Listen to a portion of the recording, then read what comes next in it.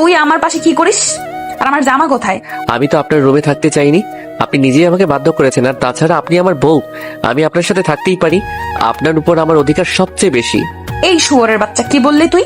কোনো ছোট লোক আমার স্বামী হতে পারে না। আর তোকে না বললাম আমার কাছে স্বামীর অধিকার চাইবি না?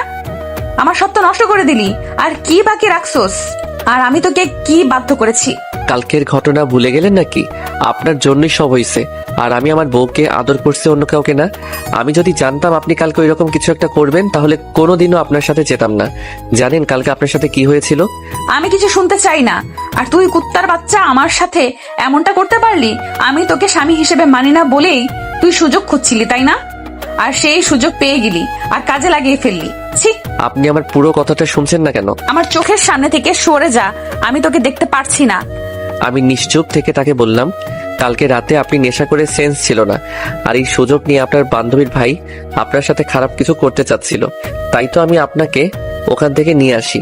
বাসায় নিয়ে আসার পর আপনার সেন্স ছিল না বলে আমাকে জড়িয়ে ধরেছিলেন এবং ছাড়ছিলেন না। আমি অনেক চেষ্টা করে নিজেকে ছাড়াতে না পেরে এই দুর্ঘটনাটা ঘটে। এরপর রুবি আমার সব কথা শুনে বলল, আমি তোর কথা বিশ্বাস করি না। তুই মিথ্যা কথা বলতেছিস আমার সাথে। তুই কি ভাবিস আমি কিছু বুঝি না? মিথ্যা কথা বলে তুই আমাকে ভোগ করলি। সত্যি কথা, আমি মিথ্যা বলতেছি না, আমাকে বিশ্বাস করুন। বিশ্বাস করি না ছোট লোকের বাচ্চা। তুই চলে যা আমার সামনে থেকে, আর কোনোদিনও আসবি না। তোকে আমি একটু ভালো ভাবতাম, আমি জানতাম না তোর চরিত্র এইরকম। এই শিক্ষা দিয়েছে তোর বাবা মা? এতই যদি শরীরের চাহিদা থাকতো প্রত্যেক যাইতি। এসব কথা শুনে আমার রাগ উঠে গেল। সে আমার চরিত্র নিয়ে কথা বলল। এতদিন সবকিছু সহ্য করেছি শুধু ভালোবাসি বলে, কিন্তু আর না, এত কিছু আর আমি মেনে নিব না। রবির জন্য আমার মনে যতটুকু ভালোবাসা ছিল তা আজ ঘৃণায় পরিণত হলো। আমি নিজেকে শান্ত করে রবিকে বললাম, অনেক অপমান সহ্য করেছি শুধু তোকে ভালোবাসি বলে, কিন্তু তুই আমাকে এত বড় কথা বলতে পারলি? কি চাস তুই? আমি চলে যাব তোর জীবন থেকে, তাই না? রুবি আমার কথা শুনে কিছুটা অবাক হলো, কারণ আজ পর্যন্ত রুবিকে কখনো তুই করে বলিনি। সে আমার দিকে চেয়ে বলল, আমি চাই তুই আমার জীবনে কখনো ফিরে আসবি না, আর আসিস না আমার কাছে। আচ্ছা ঠিক আছে, আমি আজই চলে যাব। এই বাড়ি ছেড়ে আর আসবো না কোনোদিন তোর সামনে। তোর প্রতি আমার আজ থেকে আর কোনো ভালোবাসা নেই, যা আছে সব ঘৃণা। ভালো থাকিস। আর কোনোদিন তোর পিছু পিছু এসে বলবো না ভালোবাসি। এ কথা বলে ব্যাগে প্রয়োজনীয় জিনিসগুলো নিলাম, সাথে রুবির একটা ছবি নিলাম। আমি রুবির রুম থেকে আমার সব কাপড় গুছিয়ে নিয়ে বেরিয়ে গেলাম ওর রুম থেকে। রুবি আমার যাবার পথে চেয়েছিল, তাতে আমার কি? খালু খালাম্মাকে কিছু বললাম না, জানি তারা কষ্ট পাবে, হয়তো আমাকে অনেক খুঁজবে। একটা দীর্ঘশ্বাস ফেললাম, পিছন ফিরে বাসাটাকে একবার ভালোভাবে দেখে নিলাম। কতগুলো বছর ছিলাম এই বাড়িতে, রুবির অবহেলায় আর আন্টি আঙ্কেলের ভালোবাসায় দিনগুলো কেটে যাইতো। এই বলে রাস্তায় আপন মনে হাঁটছি। ভাবতেই পারিনি আমার জীবনে এমন একটা দিন আসবে। প্রিয় মানুষটির থেকে আলাদা হতে হবে।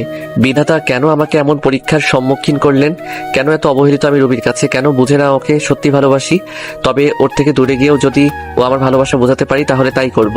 চলে যাব অনেক দূরে, আর আসবো না ওর কাছে। আর কাউকে ছোট লোক বলতে হবে না, আর কাউকে গালাগালি করতে হবে না। আর কালকের কথাগুলো ভাবতে লাগলাম, কি থেকে কি হয়ে গেল। সামান্য ভুলের জন্য এত বড় শাস্তি পেতে হচ্ছে। কালকে রাতে যদি নিজেকে একটু কন্ট্রোল করতে পারতাম তাহলে আর এমন একটা সময় দেখতে হতো না। বুক ফেটে কান্না আসতে লাগলো। ভাবতেই কেমন জানি লাগে। জীবনে পথ চলতে হবে একা, পাওয়া হলো না রবির ভালোবাসা। আমি তো শুধু একটু ভালোবাসাই চেয়েছিলাম ওর থেকে, তার বদলে কি পেলাম? শুধু অবহেলা। কোথায় যাব আমি, কি করব, কিছুই মাথায় আসছে না। ভাবলাম এই শহরে আর থাকবো না, চলে যাব এই শহর ছেড়ে। যেই শহর শুধু অবহেলা পেয়েছি সেখানে আর থাকবো না, আর ফিরে আসবো না এই শহরে, আর আসবো না রুবির কাছে, আপনজনের কাছে। এই কথা ভেবে চলে গেলাম রেল স্টেশনে। সেখান থেকে টিকিট কাটলাম সিলেটের। কিছু সময় পর ট্রেন ছেড়ে দিল, আমিও গিয়ে বসে পড়লাম ট্রেনে। ট্রেন চলছে আপন গতিতে, আর আমি ভাবছি আজ যদি আমার মা বাবা বেঁচে থাকতো তাহলে আর এই দিন দেখা লাগতো না। মা বাবাকে খুব মিস করছি। কোথায় চলে গেলে তোমরা আমাকে একা করে? কেন নিয়ে গেলেন আমাকে ছেড়ে গেলে এই নিষ্ঠুর পৃথিবীতে, যেখানে শুধু অবহেলায় পড়ছি আমি তিলে তিলে? এই রে, আপনাদের তো পরিচয় দেওয়া হয়নি। আমি হলাম আরিফ, বাবা মায়ের একমাত্র সন্তান। আমি যখন ক্লাস 10-এ পড়ি তখন আমার মা বাবা রোড অ্যাক্সিডেন্টে মারা যায়। ভাগ্যক্রমে আমি বেঁচে যাই। তারপর থেকে খালা খালুর বাড়িতে বড় হই, আর রুবি হচ্ছে তাদের একমাত্র মেয়ে। আমি অনার্স 3য় বর্ষে পড়ি, রুবিও। গল্পের সাথে সবকিছু জানতে পারবেন। আপনাদের সাথে কথা বলতে বলতে চলে আসলাম নিজ গন্তব্য সিলেট শহরে। ট্রেন থেকে নেমে পড়লাম। সাইনবোর্ডে তাকিয়ে দেখি এই জায়গার নাম চাঁদপুর। আমি কিছুক্ষণ স্টেশনে একটা চেয়ারে বসে বসে খালা খালুর কথা ভাবছি। তারা আমাকে বাড়ি না দেখতে পেয়ে পাগলের মতো খুঁজছে হয়তো। আর রবি হয়তো অনেক খুশি হয়েছে আমি তার জীবন থেকে চলে আসছি বলে। আর কোনো ছোট লোক তার পিছে ঘুরবে না, এসব কথা মনে পড়ছে। আর দু চোখ বেয়ে শুধু পানি পড়ছে। তবে আমিও ভেবে নিয়েছি কোনোদিন নিজের শহরে যাব না, আর রুবিকে আমার এই চেহারা দেখাবো না। এখন একটা থাকার জায়গা করতেই হবে, তারপর কলেজে ভর্তি হতে হবে। কিন্তু কে সাহায্য করবে আমাকে? আমি তো কাউকে চিনি না এখানে। এবার স্টেশন থেকে বেরিয়ে শহরের দিকে যাচ্ছি। এভাবে হাঁটতে হাঁটতে কখন যে রাত হয়ে যায় মনে নাই। আমি রাস্তার ল্যাম্প পোস্টের নিচে দাঁড়িয়ে আছি, আর তখনই দূরে দেখলাম একটা লোক গাড়ি থেকে নেমে দোকানে কিছু জিনিস নিয়ে গাড়ির কাছে যাচ্ছিল। আর তখনই লোকটা বুকে হাত দিয়ে রাস্তার মাঝে পড়ে গেল। আমি যাইতে যাচ্ছিলাম, তারপর একটু ভেবে গেলাম লোকটির কাছে। লোকটি দেখে মনে হলো অজ্ঞান হয়ে গেছে। আমি তাকে ওনার গাড়িতে ওঠালাম। পাশের মানুষ প্রশ্ন করে জানতে পারলাম পাশে একটা হাসপাতাল আছে। তাকে ওই হাসপাতালে নিয়ে গেলাম। ডাক্তার নার্স এসে তাকে নিয়ে গেল। আমি ভাবলাম চলে যাব, তারপর ভাবলাম লোকটাকে একটু দেখেই যাই কি অবস্থা। কিছু সময় পর ডাক্তার বেরিয়ে এসে বলল, চিন্তার কোনো কারণ নেই, রোগী এখন সুস্থ আছে। কি হয়েছিল ওনার? উনি হার্টের রোগী, হার্ট সমস্যার কারণে এই রকম হয়েছে। বলে ডাক্তার চলে গেল। এখন 3টা বাজে, আমারও যাওয়ার কোনো জায়গা নেই, তাই হাসপাতালে থেকে গেলাম। সকালে ওনার সাথে দেখা করে চলে যাব। সকালে আপনি এখন কেমন আছেন? এখন একটু ভালো আছি বাবা, তুমি আমার জীবন বাঁচিয়েছো, তোমাকে কি বলে ধন্যবাদ দিব? আঙ্কেল, ধন্যবাদ জানানোর দরকার নেই। আচ্ছা, আমি আসি। তোমাকে দেখে মনে হয় এই শহরের না বাসা কোথায় তোমার? আমি ঢাকা থেকে এসেছি এখানে কাজের খোঁজে। আঙ্কেল কিছু একটা ভেবে আমাকে বললেন, কোন ক্লাস পর্যন্ত পড়াশোনা করছো? আমি এখন অনার্স 3rd ইয়ারে পড়ি। আচ্ছা, তোমাকে আমার অফিসে কাজ দিব, করবে? আমি ওনার জীবন বাঁচিয়েছি বলে হয়তো করুণা করছে, তা বাদে এখানে থাকতে গেলে ও চাকরির দরকার, তা ভেবে হ্যাঁ করে দিলাম। আচ্ছা চলো, আজ থেকে তুমি আমার বাড়িতে থাকবে। না আঙ্কেল, তা হয় না। আমি আপনার জীবন বাঁচিয়েছি বলে একটা চাকরি দিলেন, তা অনেক। আমি ঠিক একটা ভাড়া বাড়ি ম্যানেজ করে নিব। তোমাকে বাড়ি দেখতে হবে না, আমার বাড়িতেই ভাড়া থেকো, এবার খুশি? আচ্ছা, এই বলে বিকেলে হাসপাতাল থেকে সোজা আঙ্কেলের বাসায় রওনা দিলাম। গাড়িতে বসে ভাবলাম, যাক বাবা, বাঁচা গেল। ভাগ্যের কি পরিহাস, চিনি না জানি না একটা লোক আমাকে নিয়ে যাচ্ছে তার বাসায়। অবশেষে একটা থাকার জায়গা তো পেলাম। এসব ভাবতে ভাবতে চলে আসলাম আঙ্কেলের বাসায়। বাসাটা অনেক বড়, দেখে বোঝা যাচ্ছে আঙ্কেল বড় লোক, কিন্তু আমাদের মতো না। বাসার ভিতর ঢুকে আঙ্কেল সবাইকে ডাক দিল। সবাই আঙ্কেলকে দেখছে ঠিক আছে কিনা। আঙ্কেল সকালে ফোন করে সবাইকে বলে দিয়েছিল। আন্টি আমার কাছে এসে বলল, বাবা, তোমাকে অসংখ্য ধন্যবাদ। ধন্যবাদ দেওয়ার দরকার নেই, তা বাদে আঙ্কেল আমার জন্য আজ যা করলো তা এর কাছে কিছুই নয়। আচ্ছা বাবা, ওই উপরের তালা রুমটা তো থেকো, তুমি ওইখানে থাকবে। যাও, ফ্রেশ হয়ে আসো, সবাই একসাথে খাবার খাবো। আচ্ছা। যাওয়ার পথে আঙ্কেলের মেয়ের সাথে দেখা হলো। ধন্যবাদ আমার বাবার জীবন বাঁচানোর জন্য। আরে ধন্যবাদ জানানোর প্রয়োজন নেই। আপনার নামটা কি জানতে পারি? আরিফ। আপনার নাম কি? আমার নাম রিমি, আমি অনার্স 3য় বর্ষে পড়ি। আমি অনার্স 3য় বর্ষে পড়ি। আপনার বাসায় কে কে আছে? আমি এতিম, আমার কেউ নেই। এবার মেয়েটির দিকে তাকিয়ে দেখি, মেয়েটি আমার দিকে এক দৃষ্টিতে তাকিয়ে আছে। হয়তো আমার উপরে মায়া হচ্ছে। তারপর উপরে গেলাম, ব্যাগটা বেডের উপর রেখে ফ্রেশ হতে গেলাম। ফ্রেশ হয়ে আসতে না আসতে আন্টির ডাক, খেতে ডাকছে। নিচে গিয়ে খাবার টেবিলে বসলাম, সবাই একসাথে খাচ্ছি। তখন আঙ্কেল বলল, তোমার তো এখনো পড়ালেখা শেষ হয়নি, তা পড়াশোনা ছেড়ে দিবে নাকি? না আঙ্কেল, চাকরির পাশাপাশি পড়াশোনা করব। তারপর রাতের খাবার খেয়ে রিমি আমার সাথে রুমে গেল। দুজনে মিলে রুমটা একটু গোছালাম। আসলেই রিমি মেয়েটা অনেক সুন্দর আর অনেক ভালো। তবে রিমি আমার দিকে একটু পরপর আর চোখে তাকাচ্ছে আর মিটমিট করে হাসছে। সকালে উঠে ফ্রেশ হয়ে হালকা নাস্তা করে রিমির সাথে তাদের কলেজে গেলাম। ভর্তির কাজ সব শেষ হলে 3টা ক্লাস করে বাইরে এসে দেখি রিমি আমার জন্য বাইরে দাঁড়িয়ে আছে। কেমন হলো আজকের ক্লাসগুলো? অনেক ভালো, আর কলেজটা অনেক সুন্দর, খুব ভালো লাগছে আমার। তারপর বাসায় চলে আসলাম। দুপুরে খাবার খেয়ে দিলাম একটা ঘুম থেকে উঠলাম বিকালে। তারপর রিমি আসলো আমার ঘরে। আরে রিমি এখানে কেন? কেন আসতে পারি না বুঝি? আরে তোমার বাসা তোমার ঘর, তুমি আসবে না তো কে আসবে? বলছিলাম কোনো দরকার ছিল নাকি তাই বললাম। না সেরকম কিছু না, ভাবলাম তোমাকে নিয়ে একটু ঘুরতে যাব। আমি ভাবলাম এখানকার কিছুই তো চিনি না, তা ঘুরতে গেলে অনেক কিছু চেনা হবে, তাই হ্যাঁ বলে দিলাম। তারপর দুজনে মিলে বের হলাম ঘুরতে। রিমি নীল একটা শাড়ি পরেছে, দেখতে খুব সুন্দর লাগছে, মেয়েটার মনও ভালো। তারপর আমরা দুজন মিলে অনেক জায়গায় ঘুরলাম। কিছু খেয়ে বাসায় চলে আসলাম সন্ধ্যার দিকে। বাসায় এসে শুয়ে পড়লাম। মনে পড়লো ফোনের কথা, সেদিন বন্ধ করে রেখেছিলাম, ওইভাবে বন্ধ হয়ে আছে। ফোনটা হাতে নিয়ে ফোন থেকে সিম বের করলাম, সিমটা ভেঙে ফেললাম। তারপর আন্টি খেতে ডাকলো, খেতে গেলাম নিচে, সবাই একসাথে ডিনার করলাম। তারপর আমি চলে গেলাম আমার রুমে। আজকে তাড়াতাড়ি ঘুমাতে হবে, কালকে কলেজে যাব না, কালকে আঙ্কেলের সাথে তার অফিসে যাব কাজ বুঝে নিতে। এইভাবে ঘুমাতে যাচ্ছি, তাও ঘুম আসছে না।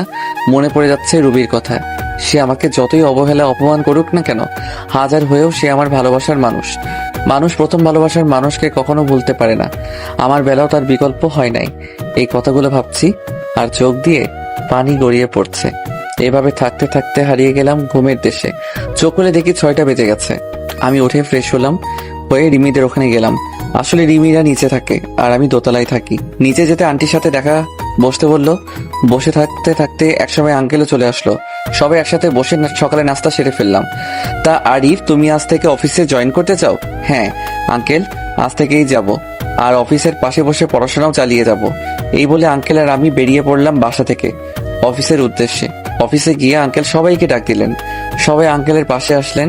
আঙ্কেল আমাকে দেখিয়ে দিয়ে বললেন, এর নাম আরিফ, এ এখন থেকে এখানে কাজ করে, আজ থেকে জয়েন্ট করলো। তারপর সবার সাথে আমি কুশল বিনিময় করলাম। এরপর আঙ্কেল ম্যানেজারকে বলে গেলেন আপনি কাজ বুঝিয়ে দিতে। ম্যানেজার সাহেব আমাকে একটা কেবিনে নিয়ে গেলেন এবং অফিসে কাজগুলো বুঝিয়ে দিয়ে চলে গেলেন। এই কাজ করতে করতে দুপুর হয়ে গেল। পিয়ন এসে বলে গেলেন আঙ্কেল নাকি ডাকছে। তাই আমি আঙ্কেলের কাছে গেলাম। স্যার আমাকে ডেকেছেন? আঙ্কেল রাগী গলায় বলল, তুমি আমাকে আঙ্কেল ডাকছো যে? এটা তো অফিস, এখানে আপনি আমার বস, তাই আঙ্কেল ডাকলে কেমন দেখায় না? তোমাকে ডাকছিলাম, আজ আর কাজ করতে হবে না, চলো বাসায় যাব, কাল থেকে এসো। আচ্ছা চলেন। এই বলে আমি আর আঙ্কেল বেরিয়ে পড়লাম অফিস থেকে বাসার উদ্দেশ্যে। বাসায় আসলাম, রুমে গিয়ে ফ্রেশ হয়ে নিচে আসলাম। তখনই দেখলাম রিমি আসছে কলেজ থেকে। রিমি গেল ফ্রেশ হতে।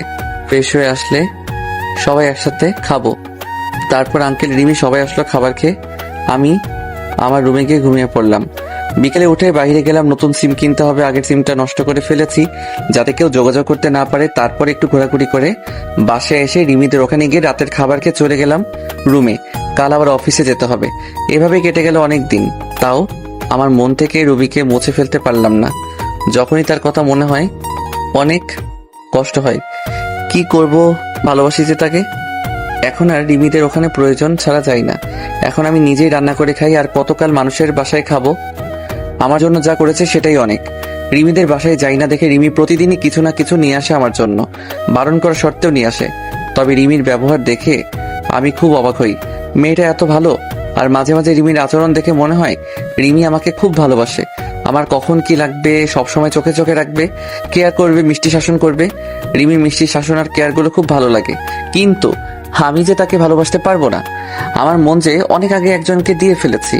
দূরে আছি তো কি হয়েছে, দূর থেকেও মানুষকে ভালোবাসা যায়। একদিন আমি কলেজে এক মেয়ে বান্ধবীর সাথে কথা বলেছি, আর সামনে গেটের দিকে যাচ্ছি।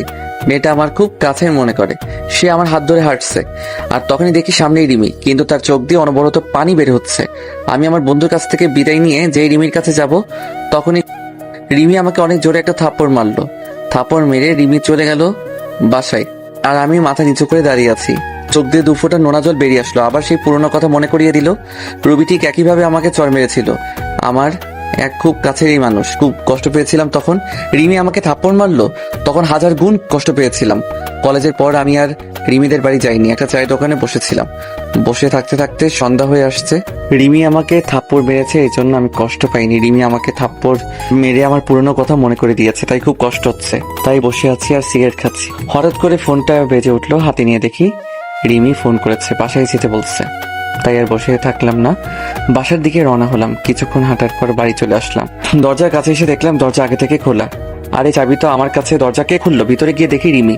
তাহলে রিমি খুলেছে। আসলে বাড়িওয়ালার কাছে আরেক সেট চাবি ছিল। রুমে ঢুকতে রিমি বলে উঠলো, কোথায় ছিলে তুমি? জানো আমি কত কান্না করেছি তোমার জন্য, কত চিন্তায় ছিলাম। এবার রিমি দৌড়ে এসে আমাকে জড়িয়ে ধরে জোরে জোরে কান্না করে দিল। আমি তো বেশ অবাক হলাম। রিমি, তুমি কি করছো? ছাড়ো আমায়। না, ছাড়বো না। তুমি কিচ্ছু বোঝো না, আমি তোমাকে কতটা ভালোবাসি। তোমার সাথে অন্য কাউকে দেখতেই পারি না। আমি তোমাকে অনেক অনেক ভালোবাসি। রিমি, তোমার মাথা ঠিক আছে? কি বলছো এসব? পাগল হয়ে গেলে নাকি? হ্যাঁ, আমি পাগল হয়ে গেছি, তোমার প্রেমে পাগল। আমি তোমাকে ছাড়া বাঁচবো না। আমি তোমাকে ভালোবাসি না। আর সবচেয়ে বড় কথা, আঙ্কেল আমাকে অনেক বিশ্বাস করে এখানে নিয়ে এসেছে। আমি তার বিশ্বাস কখনো নষ্ট করব না। বাবার কথা বলছো? বাবাকে আমি বুঝিয়ে বলবো। তুমি যাই করো, আমি তোমাকে ভালোবাসতে পারবো না। তুমি যদি বেশি বাড়াবাড়ি করো তাহলে আমি এই বাড়ি ছেড়ে চলে যাব। না না, তোমাকে বাড়ি ছেড়ে যেতে হবে না, আমি চলে যাচ্ছি। এই কথা বলে রিমি কাঁদতে কাঁদতে চলে গেল। যা ভয় পেয়েছিলাম তাই হলো। যারে ভালোবাসি সে আমাকে ভালোবাসে না, আর যাকে ভালোবাসি না সে আমাকে ভালোবাসে। এরপর থেকে রিমির সাথে আর দেখা হয়নি, তাদের ওখানেও যাইনি। কি বলবো রিমিকে? আমি যে তাকে ভালোবাসতে পারবো না, আমি বিবাহিত। এই ভেবে কয়েকদিন চলে গেল। একদিন আঙ্কেল তাদের বাসায় যেতে বললেন, আমিও গেলাম। আরে তুমি আমার মেয়েকে বাঁচাও। কি হয়েছে রিমির? কয়েকদিন ধরে ঘর থেকে আর বের হয় না, খাওয়া দাওয়া কিছু করে না, শুধু বলে আরিফকে এনে দাও। বাবা, তুমি আমার মেয়েকে বিয়ে করো। না আঙ্কেল, এটা হয় না। আমি রিমিকে বিয়ে করতে পারবো না। আপনি আমাকে যে উপকারটা করেছেন তা আমি জীবন দিয়ে হলেও শোধ করতে পারবো না। কিন্তু আমি জেনে শুনে আমার জীবনের সাথে আরো একটা জীবন নষ্ট করতে পারবো না। কেন বাবা, কি হয়েছে? আমাকে একটু খুলে বলো। আমি বললাম রিমিকেও ডাক দিতে। তারপর আঙ্কেল আন্টি রিমি সবাইকে উদ্দেশ্য করে বললাম, আমি বিবাহিত। আমার এই কথা শোনার জন্য মনে হয় কেউ প্রস্তুত ছিল না। সবাই একসাথে বলে উঠল, কি? তুমি যে বললে তোমার কেউ নাই, তুমি এতিম, তাহলে? আসলে আমি এতিম হলেও আমার খালাখালুর বাড়িতে বড় হয়েছি এবং আমার বউ আছে। তাহলে তুমি এখানে কেন, পরিবার ছেড়ে? সে এক দুঃখের কাহিনী, শুনুন তাহলে। সবাইকে বলতে লাগলাম, আমি আরিফ। সবেমাত্র আমি এসএসসি পাশ করেছি, 4.97 পয়েন্ট পেয়েছি। আজ আমি অনেক খুশি। বাসায় থেকে বেরিয়ে রেস্টুরেন্টের উদ্দেশ্যে রওনা দিলাম, কারণ মিষ্টি তো নিতেই হবে। মিষ্টি নিয়ে বাসায় এসে সবাইকে খাওয়াইলাম। তারপর খাওয়া দাওয়া করে শুয়ে আছি, এমন সময় আমার ফোন চিল্লাচিল্লি করতেছে। মানে কেউ বা ফোন দিয়েছে। স্ক্রিনে তাকিয়ে দেখি মামুন ফোন দিয়েছে। রিসিভ করতেই, কিরে শালা, 4টা বাজতে চললো, আজ আড্ডায় আসবি না? ভুলেই গিয়েছিলাম। তোরা আয়, আমি আসছি। সবাই আসছে, তুই তাড়াতাড়ি আয়। আচ্ছা, 5 মিনিট অপেক্ষা কর। ওকে। তারপর ফোন কেটে দিয়ে আড্ডার দিকে রওনা দিলাম। আসলে মামুন, রহিম, মোকসেদ, নাজমুল, আমরা প্রাইমারি থেকে পরিচয়, আমরা ফ্রেন্ড। আড্ডায় এসে আমরা সবাই কথা বলতে লাগলাম। হঠাৎ রহিম বলতে লাগলো, সবাই শোনো, আমাদের গার্লফ্রেন্ড আছে কিন্তু আরিফ দোষের নেই। বেচারা সারা জীবন মনে হয় একই রকম থাকবে হিজড়া হয়ে। হয়, মনে হয়। শালারা, দেখ আমি কি করি তোদের গার্লফ্রেন্ডদের। ফোন দিয়ে কি বলি, দোস্ত দোস্ত, না না রে, রে, এবারের এবারের মতো মাফ করে দে, আর হবে না। ওকে, মনে থাকে যেন। সেই সময় আম্মুর ফোন আসলো। আমি ফোন বের করে বললাম, হ্যাঁ আম্মু বলো। তুই কোথায় আছিস? এই তো বন্ধুদের সাথে আড্ডা দিচ্ছি। এখন আর আড্ডা দিতে হবে না, বাসায় আয়, দরকার আছে। আচ্ছা। বন্ধুর কাছ থেকে বিদায় নিয়ে বাসায় আসলাম। এসে ফ্রেশ হয়ে খাবার টেবিলে বসলাম। তোর তো পরীক্ষা শেষ, আর তোর আব্বু অনেকদিন পর ছুটি পেয়েছে, তাই ভাবলাম তোর খালার বাড়ি থেকে ঘুরে আসবো। কি বলিস? আমার যে কি আনন্দ হচ্ছে, খালার বাড়ি যাব। আপনারা ভাবছেন খালার বাড়ির কথা শুনে এত আনন্দ হচ্ছে কেন? কার সেখানে গেলে আমার খালাতো বোন রুবির সাথে দেখা হবে, কারণ ওকে আমি ছোট্টবেলা থেকেই পছন্দ করি। আচ্ছা, কবে যাব আমরা? কালকেই সকালে তাড়াতাড়ি উঠিস। কিন্তু কে জানতো এর বের হওয়াই হবে আমার মা বাবার সাথে শেষ বের হওয়া। আমাদের গাড়ি অ্যাক্সিডেন্ট করলো। আমি গাড়ির পিছনের সিটে থাকায় কোনো মতে বেঁচে যাই, কিন্তু আমার মা বাবা আর বাঁচলো না। মা বাবা চলে যাওয়ার পর আমি অনেক ভেঙে পড়ি। তখন খালা খালু তাদের বাড়ি নিয়ে গেল এবং ওখান থেকেই বড় হই। খালা আমাকে নিজের ছেলের মতোই ভালোবাসতো, কিন্তু রুবি যাকে আমি ভালোবাসি সে ছিল খুবই অহংকারী। আমাকে সে পছন্দ করতো না। বলতে গেলে আমাকে দেখতেই পারতো না, আমাকে অনেক অবহেলা করে, কলেজে যেও আমার সাথে খারাপ ব্যবহার করে। এভাবে দিন পার করতে লাগলাম। এখন আমি ভার্সিটিতে পড়ি। একদিন আমার বন্ধু আমাকে বলে সে একটা মেয়েকে পছন্দ করে। আমাকে একটা লাভ লেটার দিয়ে বলল ওই মেয়েটাকে দিতে। আমার আবার ওই মেয়েটার সাথে ভালো সম্পর্ক ছিল, তাই লাভ লেটারটা নিয়ে ওই মেয়েকে ডাক দিয়ে চিঠিটা ওর হাতে দিলাম। সে সময় রবি পাশ দিয়ে যাচ্ছিল। এসব দেখে মেয়েটার হাত থেকে চিঠিটা নিয়ে, তো সাহস কি করে হয় ওই মেয়েকে প্রেমপত্র দেওয়ার? আমি ইচ্ছা করে দেইনি। তোকে আর কিচ্ছু বলতে হবে না। তোদের মতো কিছু ছেলের জন্যই আজকে মেয়েরা সমাজে অবহেলিত। কয়েকদিন পর ভার্সিটিতে এসেই মেয়েদের প্রেমপত্র দেওয়া শুরু। জানি না সামনে আর কি করবি। তোকে দেখে তো মনে হয় একদম নিষ্পাপ বাচ্চা, কিন্তু তুই যে এমন একটা কাজ করবি তা তোকে দেখে কেউই বুঝতে পারবে না। আর শোন, আর কখনো কোনো মেয়ের সাথে এরকম করবি না। মাথা নিচু করে দাঁড়িয়ে আছি। অনেক ছাত্রছাত্রী দাঁড়িয়ে আমাকে দেখছে। কোনো কিছু না করে ও এইভাবে সবার সামনে অপমানিত হলাম। অবশ্য রুবির কাছ থেকে অপমানিত হওয়া আমার কাছে নতুন কিছু নয়। সেই ওর বাড়িতে আসার পর থেকেই অপমানিত হয়ে আসছি, বাবা মা মারা যাওয়ার পর থেকে। সরি বন্ধু, আমার জন্য তোর এমনটা হলো। আরে এসব কিছু মনে করিনি, চল। কলেজ থেকে বের হয়ে আসলাম আর ভাবতে থাকলাম রুবি কেন আমার সাথে এরকম আচরণ করে। বাসায় গিয়ে কিছু খেয়ে ঘুমিয়ে পড়লাম। পরের দিন ঘুম থেকে উঠতে একটু দেরি হয়ে গেছিল, তাই ভার্সিটি যেতে একটু দেরি হলো। কি ব্যাপার, এত দেরি হলো কেন? সরি স্যার, আর হবে না। আচ্ছা যাও। ক্লাস শেষ করে বাসায় চলে আসলাম। রুবি আমি এক ক্লাসেই পড়ি, কিন্তু ও আমার সাথে কথা বলে না, মনে হয় চিনেই না আমাকে। বাসায় আসতে আসতে 2টা বেজে গেল। বাসায় এসে দুপুরে খাবার খেয়ে ঘুমাতে গেলাম। বিকেলে বাইরে থেকে ঘুরে এসে পড়তে বসলাম। 10টার দিকে খাবার খেয়ে ঘুমিয়ে গেলাম। ঘটনা ঘটলো সকালে। আরিফ শুন, তোরা এখন অনেক বড় হয়ে গিয়েছিস। আমি আর তোর খালু চাই তোকে রুবির সাথে বিয়ে দিতে। তোর কোনো আপত্তি আছে? আমি ভাবলাম সকালে আজ কার মুখ দেখে উঠেছিল যে খালা নিজে এসে বিয়ের কথা বলছে। আমি যেহেতু রুবিকে পছন্দ করি প্লাস ভালোবাসি, তাই আর না করলাম না। ভাবলাম রুবি ঠিক একদিন আমাকে ভালোবাসবে, আমার কোনো আপত্তি নেই।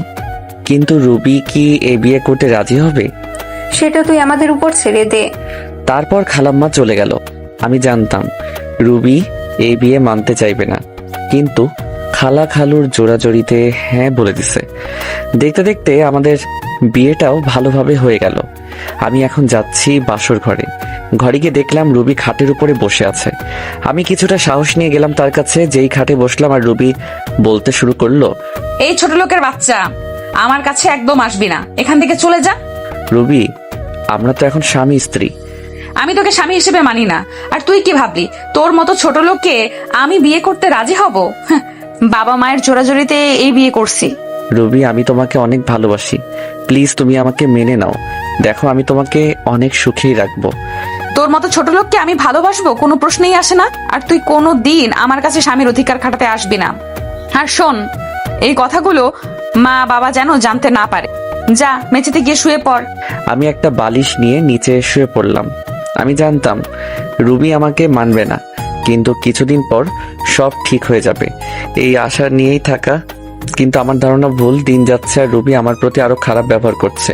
রুবি কাপড় চেঞ্জ করছিল, আমি জানতাম না। হুট করে রুমে ঢুকতেই, এই কুত্তার বাচ্চা, রুমে আসতে গেলে নক করে আসতে বলছি না? না মানে আপনাকে খাওয়ার জন্য ডাকতেছে। এদিকে আয়। আমি ওর একটু কাছে গিয়ে দাঁড়ালাম। ঠিক তখনই রুবি আমাকে ঠাস ঠাস করে 2 গালে 2টা থাপ্পড় মারলো। থাপ্পড়গুলো অনেক জোরে মারলো, তাই ঠোঁট কেটে রক্ত বের হতে লাগলো আর আমার চোখ দিয়ে পানি ঝরতে লাগলো। ভীষণ ব্যথা করতেছে। এরপর যদি রুমে আসিস তাহলে নক করে আসবি। যত সব ছোট লোক। এখন যা, আমি আসতেছি। আমি কিছু বললাম না। এইটা আমার সাথে শুধু আজকে ঘটেছে তা না, প্রতিদিনই আমার সাথে এইরকম করে রুবি। ঠোঁটে ভীষণ ব্যথা করতেছে। ওয়াশরুমে গিয়ে ঠোঁটের রক্তগুলো মুছতে চাইতেছি, কিন্তু হাত লাগাতে পারছি না। ভীষণ ব্যথা করতেছে। কোনো মতে ফ্রেশ হয়ে নিচে চলে আসলাম। নিচে গিয়ে দেখি রুবি খাওয়ার টেবিলে বসে আছে। আমিও গেলাম। আরিফ, এই দিকে আসো। জি খালু বলেন। দাঁড়িয়ে আছো কেন? কি বসো, আমরা একসাথে খাবো। আমি রুবির দিকে তাকালাম। ও আমার দিকে আগুন চোখে তাকিয়ে আছে। আমি কিছু বললাম না। এখনো দাঁড়িয়ে আছি। কি হয়েছে আরিফ? তোকে বসতে বললো না? আসলে খালা আমাকে তুই করেই বলে, আমাকে নিজের ছেলের মতো ভাবেন। আমি এখনো দাঁড়িয়ে আছি আর রুবির দিকে চেয়ে আছি। রুবি শুধু রাগে ফুঁসতেছে। আরিফ, তোমাকে আমি বসতে বলেছি, তুমি দিন দিন অবাধ্য হয়ে যাচ্ছ। খালু বসতেছি। আমি যখন বসতে যাব তখনই রুবি চেয়ার থেকে উঠে দাঁড়িয়ে যায় আর বলতে লাগলো, এই ছোট লোকের সাথে আমি এক টেবিলে বসে খেতে পারবো না। তোমাদের মন চাইলে তোমরা খাও। কিসের ছোট লোক? ভুলে যাস না রুবি, আরিফ কিন্তু তোর স্বামী। কিসের স্বামী? আমি মানি না। এই বলে রুবি না খেয়ে চলে গেল। খালা খালু দুইজন আমার দিকে অসহায় দৃষ্টিতে তাকিয়ে আছে। আমি মুচকি হেসে বললাম, খালু আমি কিছু মনে করিনি রুবির কথায়। একদিন সব ঠিক হয়ে যাবে ইনশাল্লাহ। তাই যেন হয় বাবা। হায়, তোকে আমি নিজ হাতে খাইয়ে দে।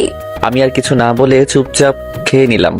এরপর রুমে চলে আসলাম। রুমে এসে দেখি রুবি খাটে শুয়ে আছে। আমি সোফায় গিয়ে শুয়ে পড়লাম। আব্বু আম্মুর কথা খুব মনে পড়তেছে। আজকে যদি ওরা বেঁচে থাকতো তাহলে আর আমাকে এইরকম দিনগুলো দেখতে হতো না। আব্বু আম্মুর জন্য খুব খারাপ লাগতেছে, চোখে পানি চলে আসছে। তবে খালা খালু মাঝে আমি আমার মা বাবাকে দেখি, তারা আমাকে অনেক ভালোবাসে। কথাগুলো ভাবতে ভাবতে ঘুমিয়ে গেলাম। ফজর নামাজের আজান শুনে ঘুমটা ভেঙে গেল। তাই উঠে ফ্রেশ হয়ে নামাজ পড়ার জন্য মসজিদে গেলাম।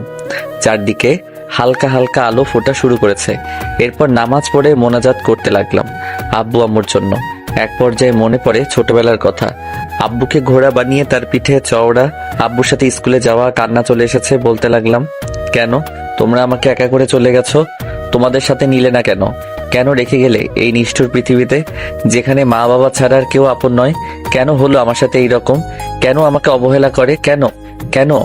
কথাগুলো বলতে লাগলাম আর কান্না করতে লাগলাম। এরপর বাসায় চলে আসলাম। বাসায় ঢোকার সময় খালা আমাকে তাদের রুম থেকে ডাক দিলেন। রুমে গিয়ে দেখি খালা নামাজের বিছানায় বসে আছেন। আমি গিয়ে খালার পাশে বসলাম। আমার মাথায় হাত রাখলেন। রুবি তোকে খুব কষ্ট দেয় তাই না রে? মুচকি হেসে বললাম, ও এমন কিছু না খালা, ভালোবাসার মানুষটার তাই তো কষ্ট দেয়, অন্য কেউ তো আর না।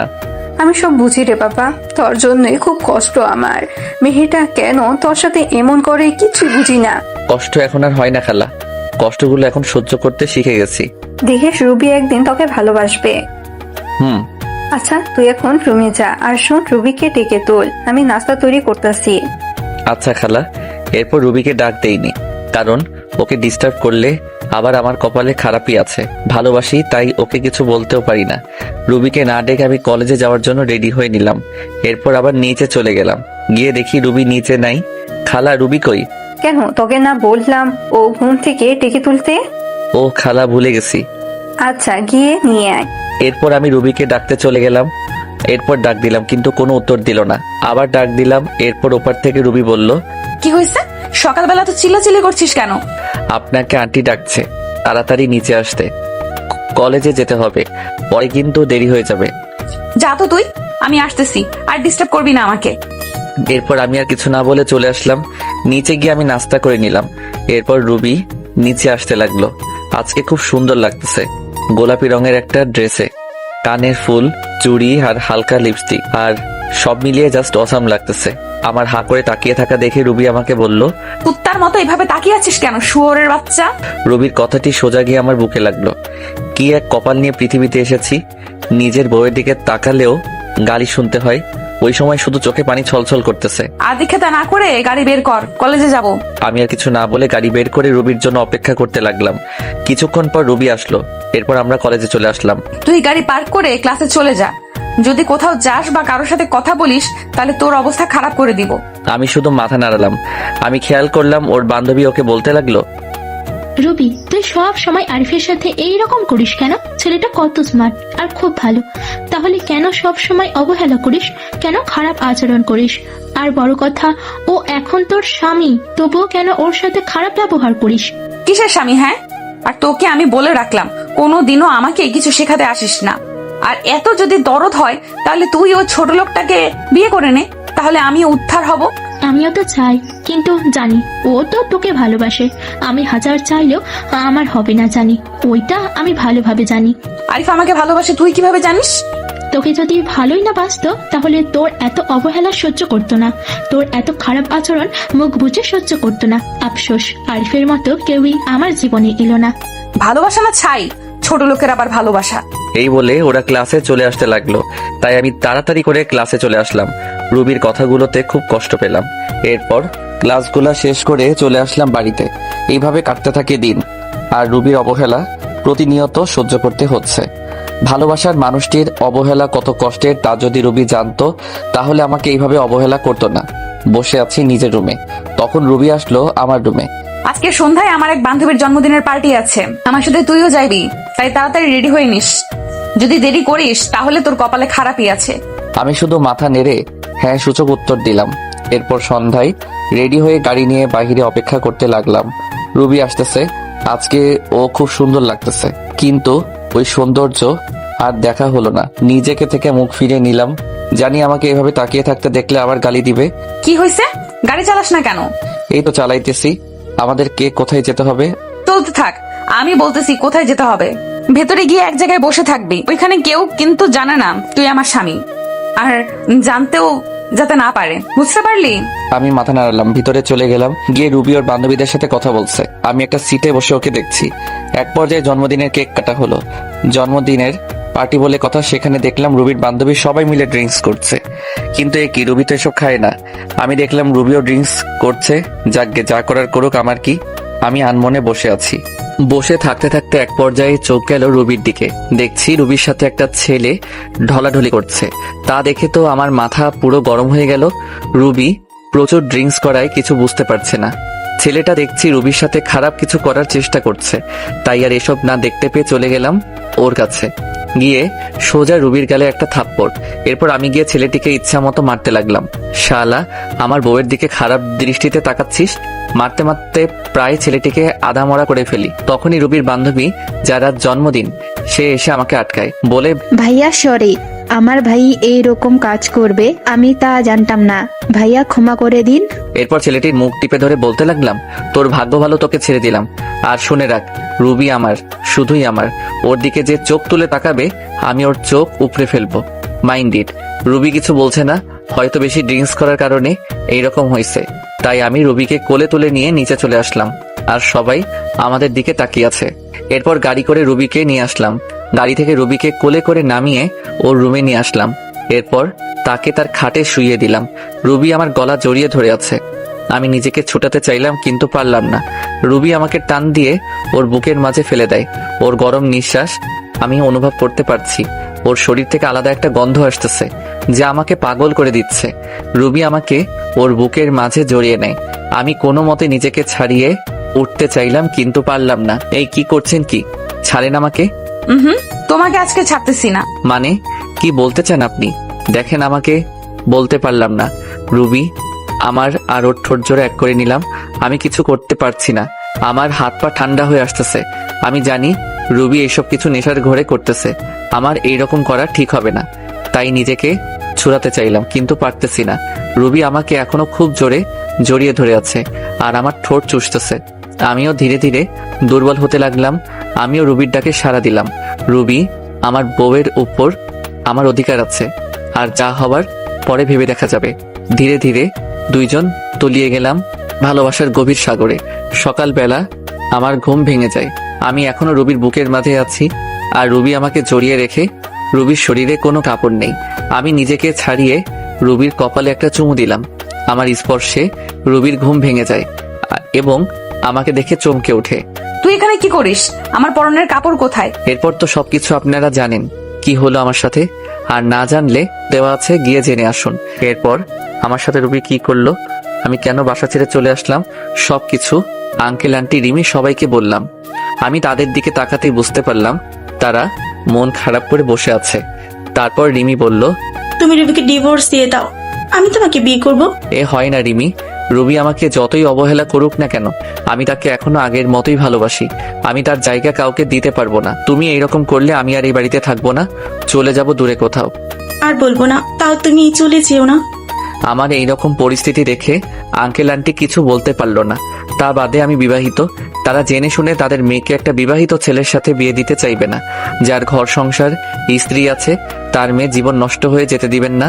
আমি এরপর ওদের বাসা থেকে চলে আসলাম, আর যাইনি ওদের বাসায়। এইভাবেই দেখতে দেখতে 5 বছর চলে গেল। এখন আমার পড়ালেখা শেষ, এখন আঙ্কেলের অফিসে চাকরি করি। অনেক ভালো ভালো কোম্পানি থেকে চাকরির অফারও আসছিল, কিন্তু না করে দিয়েছি। কারণ এই শহরে প্রথম যখন আসি তখন এই আঙ্কেল এই অফিসে চাকরি দিয়েছিল। কেন জানি এক মায়া সৃষ্টি হয়ে গেছে, চাইলেও আর যেতে পারি না। তবে এই অফিসে এখন অনেক বড় পদে আমি আছি। সেদিনের পর থেকে রিমি আর কখনো ভালোবাসার কথা বলে না। আগের থেকে রিমির সাথে আমার আরো ভালো সম্পর্ক তৈরি হয়েছে, তবে সেটা বন্ধুত্বর। রিমি পড়াশোনা শেষ করায় সেও এখন আমার এই অফিসেই কাজ করে, এমডির পদে। তার বাবার পরিবর্তে সে এই অফিসের এমডি। আমরা প্রতিদিন একসাথে করেই অফিসে যাই। আজ আমি প্রতিষ্ঠিত, আমার কোনো চিন্তা, কোনো চাপ নেই, আর কোনো অবহেলা নেই, কারো অপমান, আর কেউ ডাকে না ছোট্ট লোক বলে, কারো হাতে থাপ্পড় খেতে হয় না। তবে এই কয়েক বছরে আমার কয়েকবার রবির কথা মনে পড়ে। এমন কোনো রাত নেই যে আমার রবির কথা মনে পড়ে নাই। তবে নিজেকে এখন মানিয়ে নিতে শিখেছি। এমনিভাবে আমার দিন যেতে লাগলো। একদিন আঙ্কেল অফিসের সবাইকে এক জায়গায় করলেন আর বলতে লাগলেন, এবার আমরা একটা বড় ধরনের প্রজেক্ট পেয়েছি, প্রায় 2 কোটি টাকার। তাই এই কাজটা আমি আরিফকে দিতে চাই। আরিফ, তুমি কালকে বেরিয়ে পড়ো, প্রজেক্টের কাজটা ঢাকায়। ঢাকা কথাটা শুনে আমার মাথা ধরে গেল। আমি বলতেও পারছি না যে এই কাজটা আমি করতে পারবো না, এত বড় প্রজেক্ট যে, তাই কিছু বললাম না। বাসায় এসে শুনলাম রিমিও যাচ্ছে আমার সাথে এই প্রজেক্টের কাজে। আঙ্কেল বলল, তোমাকে ওখানে থাকার কোনো চিন্তা করতে হবে না।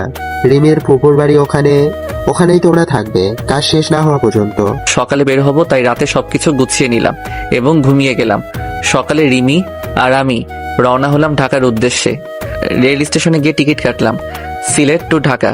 কখনো ভাবতে পারিনি যে আবার ফিরবো ঢাকা। ভেবে নিয়েছিলাম আর কখনো যাব না, কিন্তু কি করার, ভাগ্যের যে লেখা আছে তাই হবে। রবি হয়তো আজ নতুন সংসার করতেছে, আমার কথা ভুলেই গেছে। এবার রিমি আর আমি ট্রেনে উঠলাম, গিয়ে বসে পড়লাম নিজের সিটে। ট্রেন চলছে আপন গতিতে। ভাবতে ভাবতে কখন যে ঢাকায় পৌঁছে গেছি খেয়ালই করলাম না। প্রাণের শহর ঢাকা শহর। আজ 5 বছর পর আসলাম। 5 বছর কেটে গেল, আজ আবারও ঢাকা ফিরছি। সবকিছু অচেনা মনে হচ্ছে। দেরি না করে সোজা রওনা দিলাম রিমির ফুপুর বাসায়। আমাকে দেখে চিনতে পারিনি, আর চিনবে বা কি করে।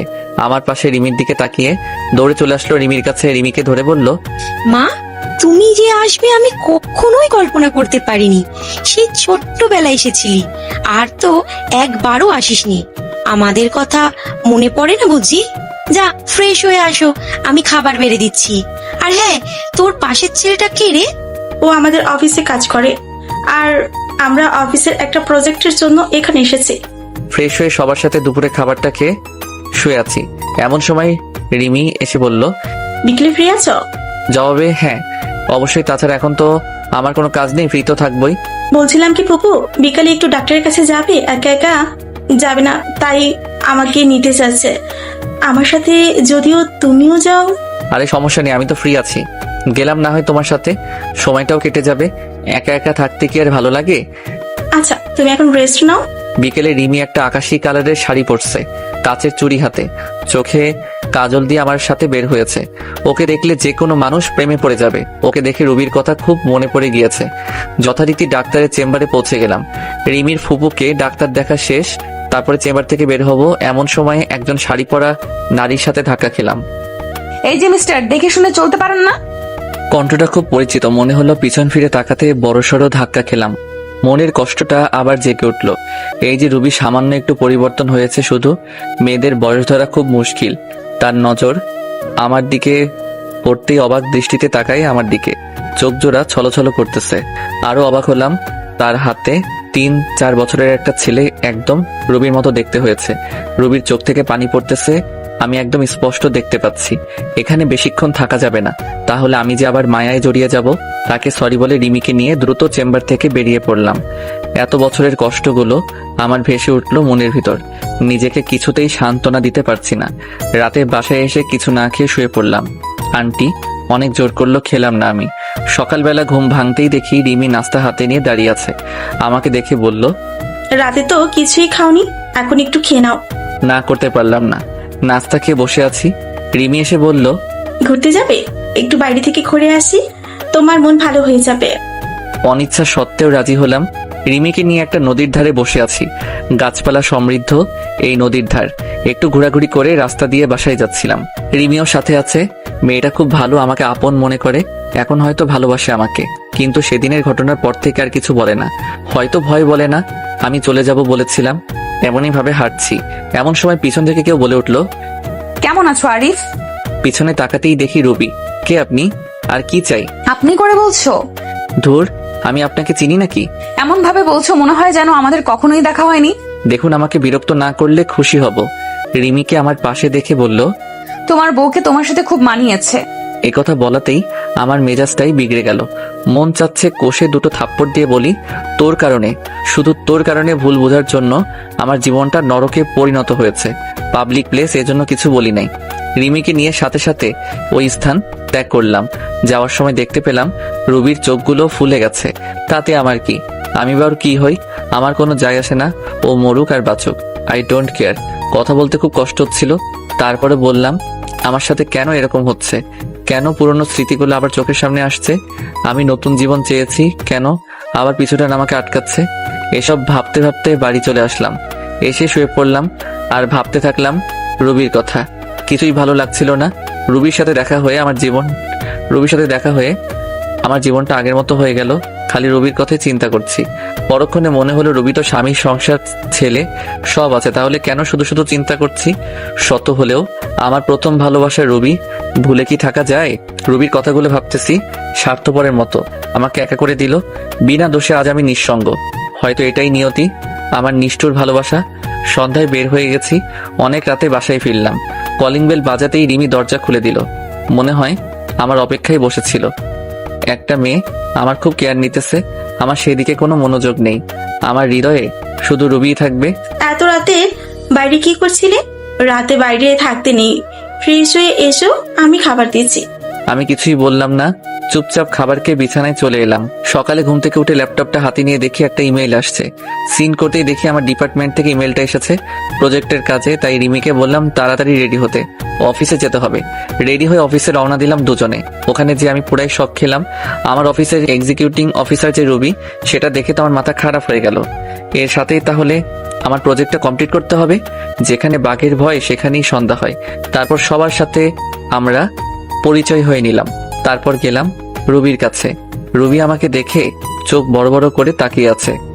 হয়তো ভাবছে আমি এখানে কি করতে আসব।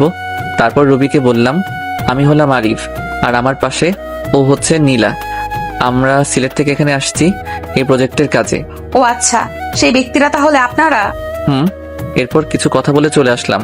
দুপুরে কাজ শেষে আমার ডেস্কে বসে আছি। এমন সময় একটা বাচ্চা ছেলের আনাগোনা দেখলাম। আরে, এই তো সেই ছেলে যাকে রুবির সাথে আমি দেখেছি।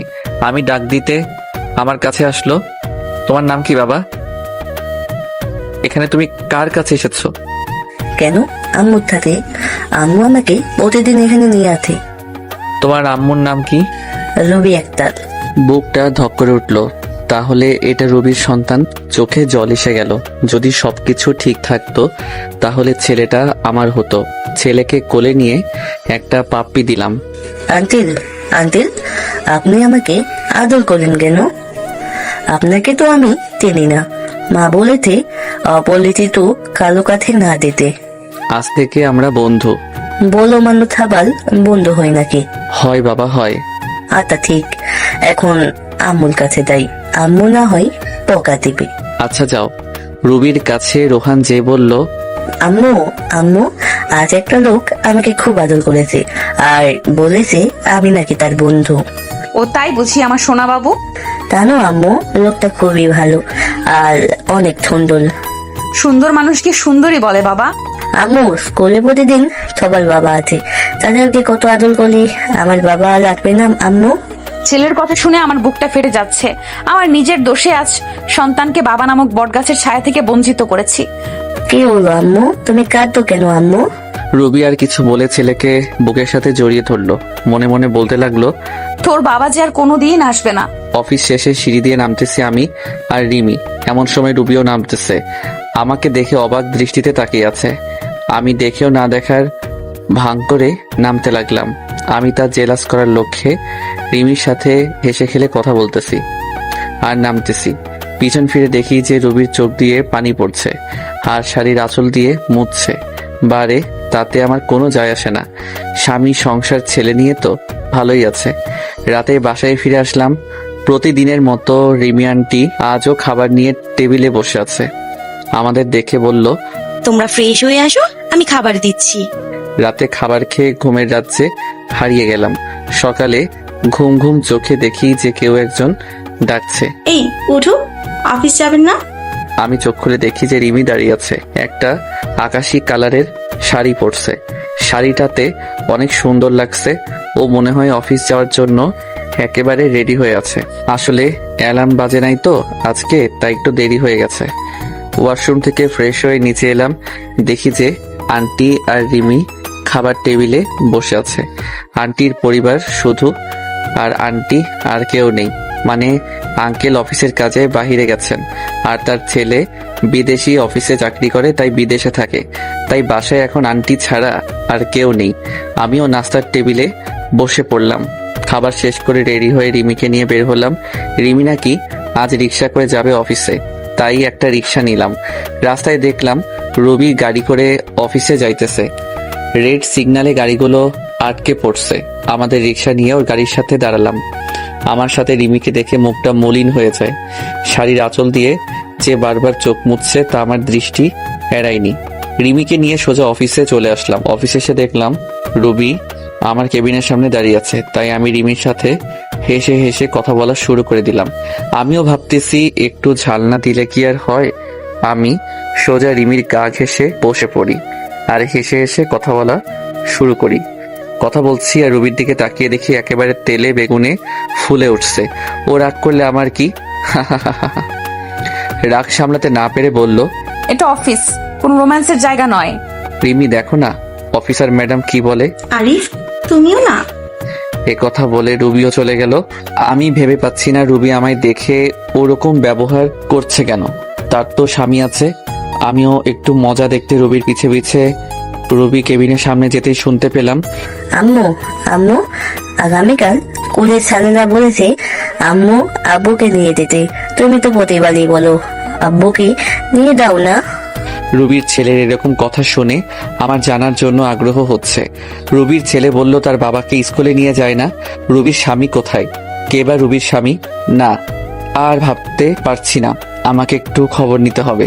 তারপর ওখান থেকে চলে আসলাম। ছেলের কথা শুনে রুবি অনেকটা কষ্ট পেল। তখনই তার মনে পড়ল, আরিফের তো বউ আছে। আমার ছেলেটাকে এখন বাবার পরিচয় দিলে সে মেনে নিবে না। না না, আমার ছেলেকে আমি দিব না। তার এই নিষ্পাপ মনে আমি কষ্টের দাগ লাগাতে দিব না। আমার ছেলে যদি জানতে পারে তার বাবার আরেকটা বউ আছে, খুব কষ্ট পাবে।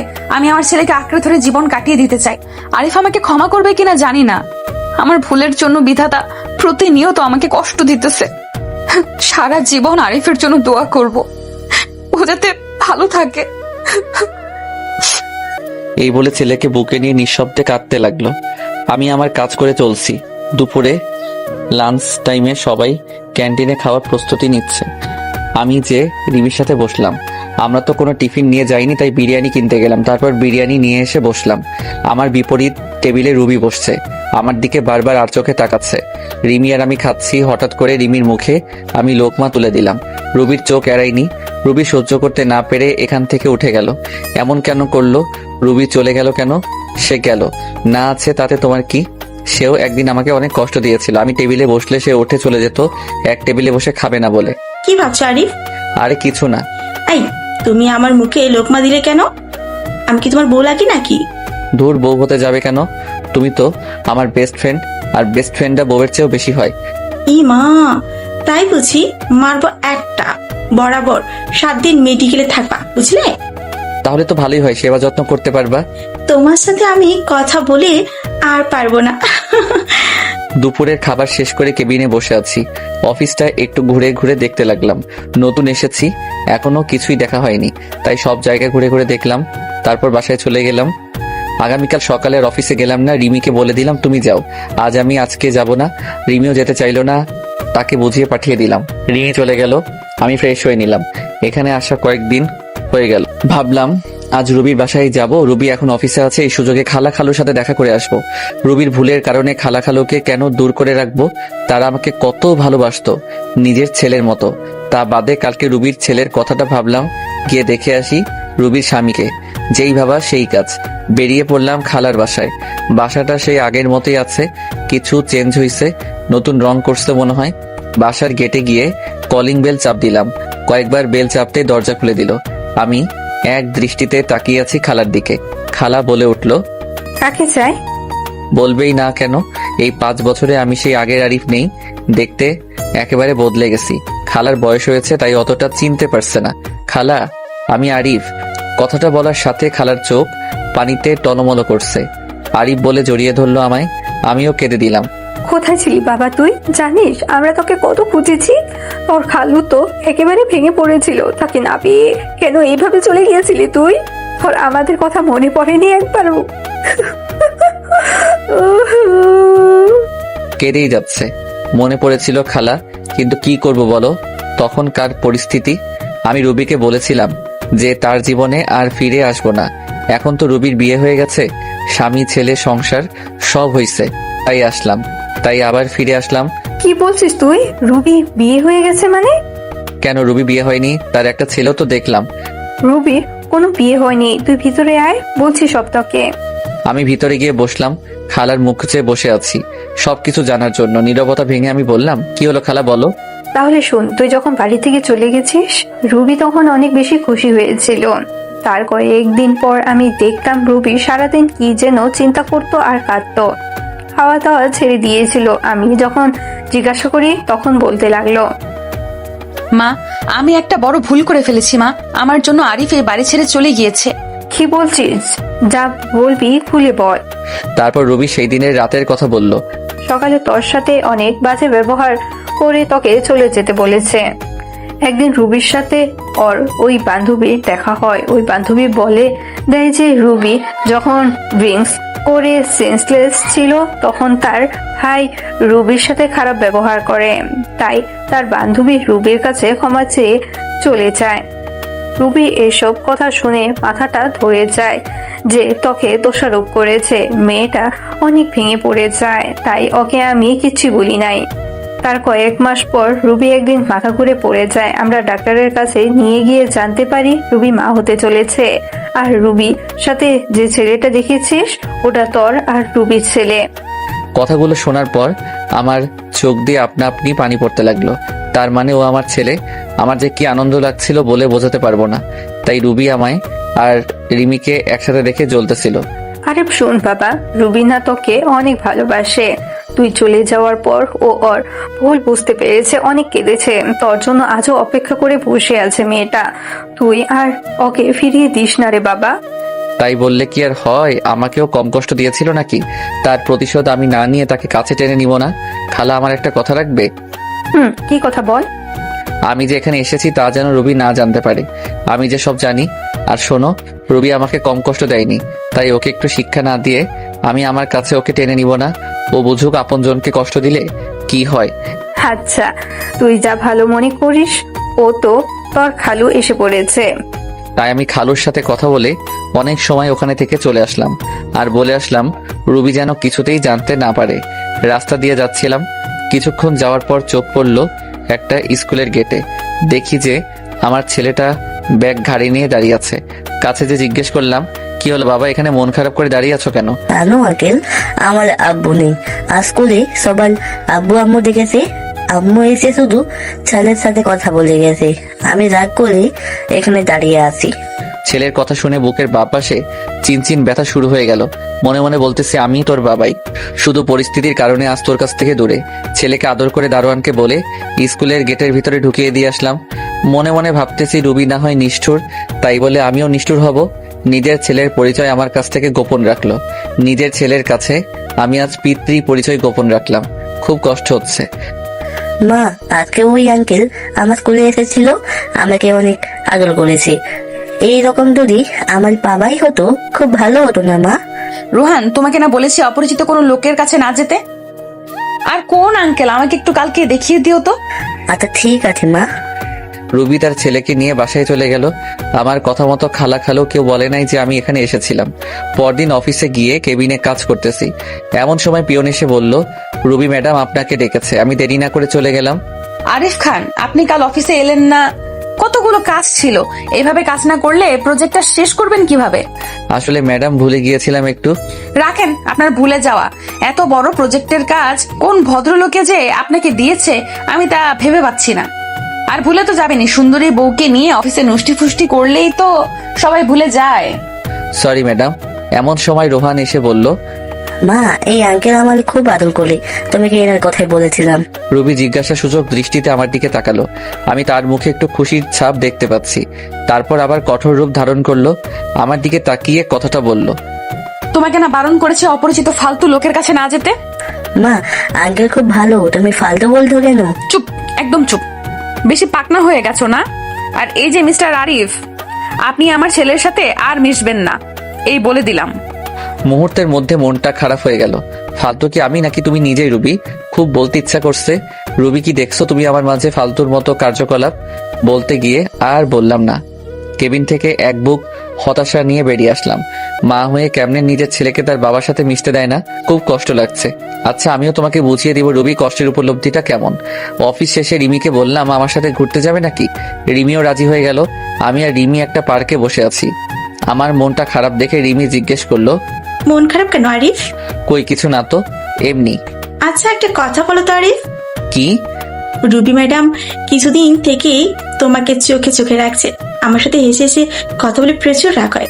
সেদিন আমাকে জিজ্ঞেস করলো, তোমাদের আচরণ দেখে মনে হলো স্বামী স্ত্রী, কতদিন হয়েছে তোমাদের বিয়ে হওয়ার? আরো অনেক কথা বলেছে। আচ্ছা, তোমার সাথে রুবি ম্যাডামের কোনো সম্পর্ক আছে নাকি? আমি দীর্ঘশ্বাস ফেলে জবাব দিলাম, থাক না ওসব কথা। বলো না আরিফ। আমি তোমাকে আমার স্ত্রীর কথা বলেছিলাম না? রুবি সেই আমার স্ত্রী। কথাটা বলতেই রিমি অবাক হয়ে গেল। এই হচ্ছে তোমার বউ? আমি রুবিকে সব কিছু বলবো, ও তোমাকে মেনে নিবে। কিছু বলতে হবে না তোমাকে, যা করার আমি করব। তারপর রিমিকে বললাম, তুমি শুধু অফিসে আমার সাথে প্রেমের অভিনয় করবা, এতটুকু। অনেকক্ষণ নীরব থেকে রিমি মাথা নেড়ে হ্যাঁ জবাব দিল। রাতে দুজনে একসাথে বাসায় ফিরে আসলাম। খাওয়া দাওয়া শেষ করে বিছানায় শুয়ে পড়লাম। কি করব কিছুই বুঝতে পারছি না। ভাবতে ভাবতে ঘুমিয়ে পড়লাম। সকালে ঘুম ভাঙলো অ্যালার্মের শব্দে। তারপর রিমি ফুপু নাস্তা দিল, খেয়ে অফিসের উদ্দেশ্যে বেরিয়ে গেলাম। অফিসে পৌঁছে রিমিকে বললাম, তুমি ভিতরে যাও, আমি একটু পাশের দোকান থেকে আসছি। কিছু সময় পর অফিসে ঢুকলাম। গিয়ে দেখি রিমি আর রুবি বসে বসে কাজ করছে। এই জানো কি করছো ওখানে? তুমি এখানে কেন? চলো আমার কেবিনে চলো। রুবির দিকে তাকিয়ে দেখি রাগে লাল হয়ে গেছে। মনে হচ্ছে এখনই চিবিয়ে খেয়ে ফেলবে। ও বাবু, দেখছো না কাজ করছি, পরে যাবো। এত বড় লোকটাকে বাবু বলছে। বিড়বিড় করে বলল, আচ্ছা জানো আমি এখন যাই। মা, একটা ফ্লাইং কিস ছুঁড়ে মারলাম। ভালো লাগছিল না, তাই অফিসের ছাদে গেলাম। গিয়ে দেখি আমার ছেলে একটা বল নিয়ে খেলছে। আমাকে দেখা মাত্রই আমার কাছে আসলো। তোমার আম্মু বকা দিবে না আমার কাছে আসছো যে? আম্মু অনেক পতা, আমার সাথে অনেক লাগ করে। তাই বুঝি বাবা, ছেলেকে নিয়ে ছাদে দাঁড়িয়ে আছি। এমন সময় রুবি আসলো ছেলের খোঁজে। তোমাকে না বলছি এখানে না আসতে? বাবু আসলে কেন? দাঁড়াও রুবি। অনেকটা অবাক হলো আমার কথা শুনে। এই সন্তান কার? আমার আর আমার স্বামীর। কেন, আপনার কি হয়েছে? তা তোমার স্বামীটাকে জানতে পারি? আপনাকে না জানলেও চলবে। আপনি কে হন যে আপনাকে বলবো? এই কথা শুনে নিজের রাগ কন্ট্রোল করতে পারিনি। ঠাস ঠাস করে দুটো বসিয়ে দিলাম। রুবির চোখ দিয়ে পানি পড়তেছে, গাল দুটো ফুলে লাল হয়ে গেছে। এই সন্তানটা কার? সত্যি করে বলো রুবি, না হয় আমার চেয়ে কেউ খারাপ হবে না। তোমাকে বলে কি লাভ? আর কি বা হও তুমি আমার? তাচ্ছিল্যের হাসি দিয়ে বললাম, ন্যূনতম যে স্ত্রী স্বামীকে মানে না, স্বামীর চরিত্রহীন বলে গালি দিয়ে বাসা থেকে বের করে দেয়, তার কপালে আর যাই হোক স্বামী জুটবে না। শুনলাম তোমার নাকি বিয়ে হয়নি, তাহলে এই ছেলেটা আসলো কোথা থেকে? না জানি কার সাথে কি করে বেড়াইছে। ছি! এ কথা বলার সাথে সাথে রুবি আমার কলার চেপে ধরলো আর বলতে লাগলো, মুখ সামলে কথা বলো আরিফ, আর একটাও বাজে কথা বললে খুন করে ফেলবো। আমি এক ঝটকায় নীলার হাত ছাড়িয়ে পিছন থেকে হাত দুটো মুছড়ে ধরে বললাম, সত্য কথা বললে তো গায়ে লাগবেই। আমার লাগছে, ছাড়ো প্লিজ। ছাড়ার জন্য তো ধরিনি। আগে বলো, আমার কথাটা সত্য নাকি মিথ্যা? রুবি চুপ করে আছে, তাহলে আমি ধরে নিব সব সত্য। তোমার যা ইচ্ছে মনে করতে পারো, প্লিজ আমার হাত ছাড়ো, লাগছে খুব। ওয়েট, এত অস্থির হচ্ছ কেন? সবে তো শুরু। আগে বলো এই সন্তান কার?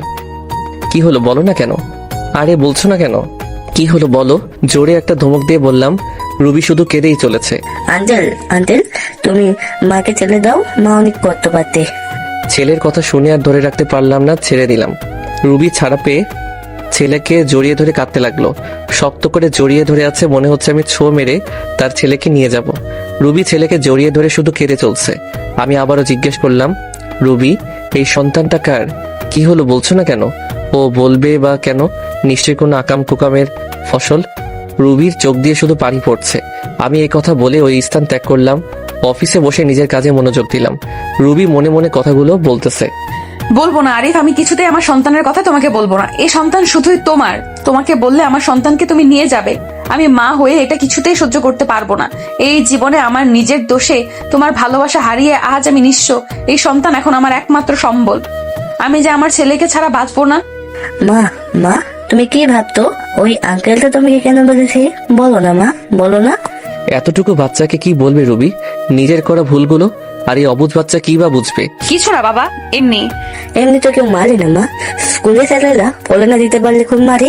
তুমি নিশ্চয় আঙ্কেলের কাছে পড়া দিতে পারো নাই, তাই তোমাকে মেলেছে। ছোট বাচ্চার মনের পরিধি যতটুকু সেই হিসেব করে বলছে কথাটা। রুবি কিছু না বলে ছেলেকে কোলে করে নিচে নেমে এলো। আমি অফিসের কাজ শেষ করে বাসায় ফিরে আসলাম। এইভাবে কেটে যায় 1টি মাস। এই 1 মাসে আমি রুবিকে যথেষ্ট কষ্ট দিয়েছি। এমন কোনো দিন নেই যে রুবিকে আমি কাঁদাইনি। রিমির সাথে প্রতিনিয়ত স্বামী স্ত্রীর অভিনয় করে গেছি। রুবি এতে খুব কষ্ট পেয়েছে, আর আমিও পেয়েছি রুবির কষ্টে কষ্ট পেয়ে। প্রজেক্টের কাজও শেষের কয়েকদিন পর অফিসে গেলাম, যে দেখি রুবি আজ আসেনি। অনেকটা অবাক হলাম। অফিস থেকে বাসায় এসে শুয়ে পড়লাম। পরদিন সকালে ভাবতেছি রুবি কেন অফিসে আসেনি। না, যার আমার ছেলেকে আমার কাছে নিয়ে আসবই। ওকে ছাড়া আমার একা একা ভালো লাগে না। অফিসের কাজ করে সন্ধ্যার দিকে চলে গেলাম খালাদের বাসায়। বাসায় গিয়ে কলিং বেল বাজাতেই রোহান মানে আমার ছেলে দরজা খুলে দিল। আমাকে দেখে খুশিতে বলল, আঙ্কেল। এমন সময় রুবি রান্নাঘর থেকে বেরিয়ে আসলো। আমাকে দেখে অনেকটা অবাক হয়ে গেল। এখানে কেন এসেছো? আমার ছেলেকে নিয়ে যেতে এসেছি। তুমি যতই ওর কাছ থেকে আমার পরিচয় গোপন করো না কেন, লাভ নেই। কে তোমার ছেলে? খবরদার আমার ছেলেকে ছোবে না। এটা আমারই ছেলে রুবি। না না মানে এক্ষুনি ডিএনএ টেস্ট করব। তোমার যাই ইচ্ছে করো, আমার ছেলেকে আমি কোথাও যেতে দিব না। এই বলে রোহানকে জড়িয়ে ধরলো রুবি। আমি হ্যাচকা একটা টান দিয়ে রোহানকে নিয়ে আসলাম নিজের কাছে। ওকে কোলে করে নিয়ে যাইতেছি, এমন সময় রুবির চিৎকার, আমার ছেলেকে নিয়ে যেও না প্লিজ। আমার বুক খালি করো না, ফিরিয়ে দাও আমার বাবা সোনাকে। আমি কোনো কথায় কান্না দিয়ে দরজার সামনে ছেলেকে নিয়ে এগিয়ে যেতে লাগলাম। রুবি আমার পায়ে পড়ে গেল।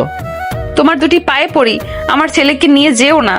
আমি হাত দিয়ে ধাক্কা দিয়ে রুবিকে সরিয়ে রোহানকে নিয়ে বেরিয়ে আসলাম। আঙ্কেল আমাকে কোথায় নিয়ে যাচ্ছ? আঙ্কেল না বলে আমাকে বাবা বলো। আমি তোমার বাবা। সত্যি বাবা? হ্যাঁ, আমি তোমার বাবা। ছেলেকে নিয়ে নিজের বাসায় ফিরে আসলাম। বাসায় আসতেই রিমি জানতে চাইলো, সব বলে দিলাম। রাতে খাবার খেয়ে শুয়ে পড়লাম। বাবা বাবা। বলো। মা আমাকে ছাড়া কোনোদিন ঘুমাই না, আমাকে না পেলে মা মারা যাবে। ছেলের কথা শুনে বুকের ভিতর চিনচিন করে উঠল। রুবি যদি সত্যি কিছু করে ফেলে। এমনিতে যেটা 7-5 না ভেবে রোহানকে নিয়ে রুবির বাসায় রওনা হলাম। বাসায় যে যা দেখলাম তা দেখার জন্য আমি মোটেও প্রস্তুত ছিলাম না। দরজা খুলে ভিতরে প্রবেশ করতে দেখি রুবি মেঝেতে পড়ে আছে। কপাল ফেটে একটু রক্ত বের হচ্ছে। হাত দিয়ে রক্ত পড়ছে, সম্ভবত শিরা কাটার চেষ্টা করেছে। দেরি না করে তাড়াতাড়ি কোলে তুলে নিয়ে বিছানায় শুয়ে দিলাম। কপালে হাত দিয়ে দেখি প্রচুর জ্বরে গা পুড়ে যাচ্ছে। সারা রাত মাথায় জলপট্টি দিলাম। নিজ হাতে বাসায় রান্না করেছি, রুবিকে নিজের হাতে খাইয়ে দিলাম। আজ 5 বছর পর রুবির এতটা কাছে আসার সুযোগ পেলাম। অন্যরকম একটা ভালো লাগা কাজ করছে মনের ভিতর। কিন্তু রুবির এখনো জ্বর কমেনি। রাতে রুবির মাথার কাছে বসে আছি, এমন সময় জ্বরের ঘরে রুবি বলে উঠল, আরিফ আমাকে ছেড়ে চলে যাবে না তো? আমাকে ক্ষমা করে দাও, আমি ক্ষমার অযোগ্য জানি। চুপচাপ শুয়ে থাকো তো, জ্বরের ঘরে কি যাতা বকছো? এই কথা বলে উঠে যাব। এমন সময় রুবি আমার হাত ধরে এক ঝটকায় রুবির মুখের সামনে আমার মুখ নিয়ে এলো। রুবি আমার কলার চেপে ধরে আছে। ওর নিঃশ্বাস আমার মুখের উপর পড়ছে। একদম খুব কাছে অবস্থান করছি আমি। আর বলতে লাগলো, আর কত কষ্ট দিবে আমাকে বলো আরিফ, বলো। তুমি যখন অন্য মেয়ের সাথে হেসে খেলে কথা বলো, আমার প্রচুর কষ্ট হয়। মনে হয় যেন মারা যাই। আমি জানি তুমি রিমিকে বিয়ে করো নাই, আমাকে তুমি খুব ভালোবাসো, এটাও আমি জানি। তোমার জীবনে অন্য কাউকে আপন করে নেওয়ার আগে নিজ হাতে আমাকে মেরে ফেলো। আমি এই জীবন আর রাখতে চাই না। কষ্ট তোমার থেকে আমি বেশি পাচ্ছি। তোমার জীবনে নতুন কেউ আসলে আমি সহ্য করতে পারবো না। বিশ্বাস করো, এতদিন তোমাকে ছেড়ে থাকতে অনেক কষ্ট হয়েছে। আমি যখন আমার ভুল বুঝতে পেরেছি সেদিন থেকে আমি তিলে তিলে শেষ হয়ে যাচ্ছি। 5 বছর প্রতিদিন আমি তোমার পথ চেয়ে বসে থাকতাম তুমি আসবে বলে, কিন্তু দেখো তুমি আসতে 5টি বছর লেগে গেল। আর যখন এলে তখন রিমিকে নিয়ে এলে। আমি ভেবেছিলাম তুমি বিয়ে করেছো, রিমি তোমার বউ। জানো, ওই দিন আমি আত্মহত্যা করতে গিয়েছিলাম শুধুমাত্র আমার ছেলের কথা ভেবে, আর করি নাই। আমাকে শক্ত করে নিজের বুকের সাথে জড়িয়ে আছে, আমি আর ছাড়াতে পারলাম না। হয়তো জ্বরের ঘরে এসব বলতেছে। এসব ভাবতে ভাবতে কখন যে ঘুমিয়ে গেছি সেটাই টেরই পেলাম না। সকালে ঘুম ভেঙে দেখি যে রুবি আগের মতো আমাকে জড়িয়ে শুয়ে আছে। রুবির থেকে নিজেকে ছাড়িয়ে ওর কপালে হাত দিয়ে দেখি এখন আর জ্বর নেই। একটা স্বস্তির নিঃশ্বাস ফেললাম। রুবিকে না ডেকে ফ্রেশ হয়ে অফিস চলে গেলাম। আসলে খালা খালু কেউ নেই বাড়িতে, তারা নাকি গ্রামের বাড়িতে গেছে। সন্ধ্যায় রুবির বাসায় আসলাম। রুবির কোনো কথাবার্তা নেই, চুপচাপ আমাকে খাবার বেড়ে দিচ্ছে। আমি খেয়ে দিয়ে ছেলেকে আদর করে চলে আসবো, এমন সময় রুবির ডাক। আরিফ, বলো রুবি। তোমার কাছে একটা জিনিস চাইবো, দিবে? ধরে নাও আমার জীবনের এটাই শেষ ইচ্ছা। মনের ভিতর উলট পালট হয়ে গেছে কথাটা শোনার পর থেকে। মাথা চাপা কণ্ঠে জবাব দিলাম, কি জিনিস? একটা রাত, শুধু একটা রাত তোমার কাছে স্বামীর অধিকারটুকু চাই। জীবনের কিচ্ছু চাইবো না, শুধু একটা রাত চাই। কি বলছো এসব? তোর মাথা ঠিক আছে তো? প্লিজ না করো না, আমার এই অপূর্ণ ইচ্ছেটা পূরণ করো। এই বলে রুবি আমার দিকে এগিয়ে আসলো। আমার পায়ের উপর পা দিয়ে আমাকে জড়িয়ে ধরে ঠোঁটে ঠোঁট মিশিয়ে দিল। আমিও নিজেকে আর কন্ট্রোল করতে পারলাম না। সারা রাত রুবি নিজেকে আমার কাছে বিলিয়ে দিয়েছে। আমি তাকে ভালোবাসা দিয়ে ভরিয়ে দেই। সকালবেলা ঘুম থেকে উঠে দেখি রুবি নেই, কিন্তু রুবি নেই। আমার ছেলেটা পাশের রুমে দেখলাম। বাসায় তন্ন তন্ন করে খুঁজলাম, কিন্তু কোথাও নেই। গেলটা কই? আমার মনে হচ্ছে রুবিকে আমি হারিয়ে ফেলেছি। আমার নিঃশ্বাস বন্ধ হয়ে আসছে, মনে হচ্ছে দম বন্ধ হয়ে এক্ষুনি মারা যাব। রুবিকে খুঁজতে খুঁজতে টেবিলের দিকে চোখ পড়ল। দেখলাম একটা চিঠি। চিঠিটা খুলে পড়তে লাগলাম। আরিফ, তুমি যখন এই চিঠিটা পাবে হয়তো আমি তোমার থেকে অনেক দূরে চলে যাব। আমি জানি তুমি আমাকে হয়তো কখনো ক্ষমা করতে পারবে না। তোমার উপর আমি যে দুর্ব্যবহার করেছি তা হয়তো ক্ষমার অযোগ্য। আমি রাতে তোমার কাছে স্ত্রীর অধিকার চেয়েছিলাম, তা তুমি দিয়েছো, তাতেই আমি অনেক খুশি। চলে যাচ্ছি তোমার জীবন থেকে, আর আসবো না। কোথায় যাচ্ছি তা আমি নিজেও জানি না। আর হ্যাঁ, তোমার ছেলেকে তোমার কাছে রেখে গেলাম। ওকে তুমি নিজের মতো করে বড় করো, আর রিমিকে বিয়ে করে নিও। ভালো থেকো। চিঠিটা পড়ে আমার দু চোখ দিয়ে পানি পড়েই যাচ্ছে। মনে হচ্ছে আমার ভিতর থেকে কেউ কলিজা টেনে বের করে নিচ্ছে। আর দেরি না করে বেরিয়ে পড়লাম। যাওয়ার সময় দেখি খালা খালু চলে এসেছে। আমার দিকে তাকিয়ে বলল, কি হয়েছে? আমি শুধু বললাম, রোহানকে দেখে রেখো বলে বেরিয়ে গেলাম রাস্তায়। গোটা রাস্তা পাগলের মতো এপাশ ওপাশ খুঁজতে লাগলাম। প্রায় অনেক জায়গায় খোঁজা শেষ, এবার আশা ছেড়ে দিয়েছি। হাঁপিয়ে রাস্তায় বসে পড়লাম। কিছু সময় নিচে বসে থাকার পর সামনে চোখে পড়লো বাস স্টেশনের বেঞ্চের মেয়েটির দিকে। কি রুবির মতো? আমি ভুল দেখছি না তো? চোখ ডলে দেখলাম না, সত্যি রুবি বসে আছে, নিচের দিকে তাকিয়ে কান্না করছে। বাস এত সকালে ছাড়ে নাই, তাই মনে হয় বাসের অপেক্ষায় বসে আছে। আমি আর দেরি না করে দৌড়ে চলে গেলাম রুবির কাছে। গিয়ে বললাম, রুবি। আমার দিকে চেয়ে আবার মাথা নিচু করে আছে। রুবি, তুমি এইভাবে চলে আসলে কেন? কি হলো? কথা কানে যাচ্ছে না? বলো। মাথাটা খারাপ হয়ে গেল। বেঞ্চের থেকে টেনে দাঁড় করিয়ে দিলাম এক থাপ্পড়। গালে হাত, আমার দিকে চলাচলা চোখে তাকিয়ে কেড়েই যাচ্ছে।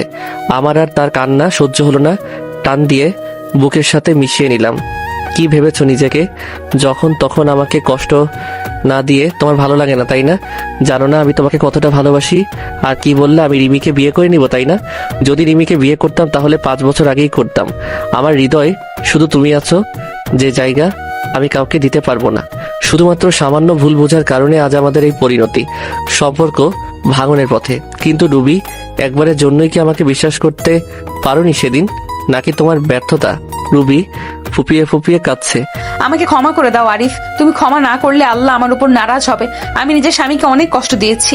আমি চোখের জল মুছে দিয়ে বললাম, পাগলি, এতে ক্ষমা চাওয়ার কি আছে? তোমার আরিফ তোমার উপর কোনো রাগ করে নেই, তোমার উপর অসন্তুষ্ট হয়নি।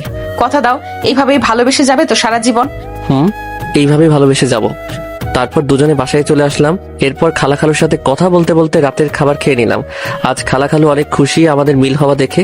খাবার শেষে রুমে আসলাম, অপেক্ষা করছি রুবি আসার জন্য। কিছু সময় পর রুবি রুমে আসতে তাকে জড়িয়ে ধরলাম। কি করছো, কি ছাড়ো বলছি।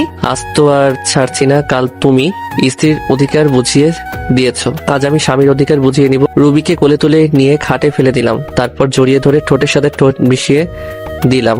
এমন সময় দরজা খোলা থাকায় আমার ছেলে ঘরে চলে আসলো। তোমরা কি করতো? ছেলের মুখে এমন কথা শুনে আমি কি করব, কি বলবো? রুবি তো আমার বুকে মুখ লুকিয়ে আছে। আসলে তোমার আম্মুর খারাপ লাগছিল তো তাই। থাক, আর বলতে হবে না, আমি গেলাম নানুর রুমে, তোমরা থাকো। যা ভাবার ভাবো, অনেকদিন পর বউকে পেয়েছি, সময় নষ্ট করলে চলবে না। তারপর রুবিকে জড়িয়ে ধরে, ধর মিয়ারা ভাগেন, এত কিছু জানার ইচ্ছা কেন? হ্যাঁ, নিজেরা বিয়ে করলেই তো পারেন, সবকিছু জেনে যাবেন। ভালো থাকুক আমাদের এই পবিত্র বন্ধন। দোয়া করি যাতে সুখে থাকি আমরা।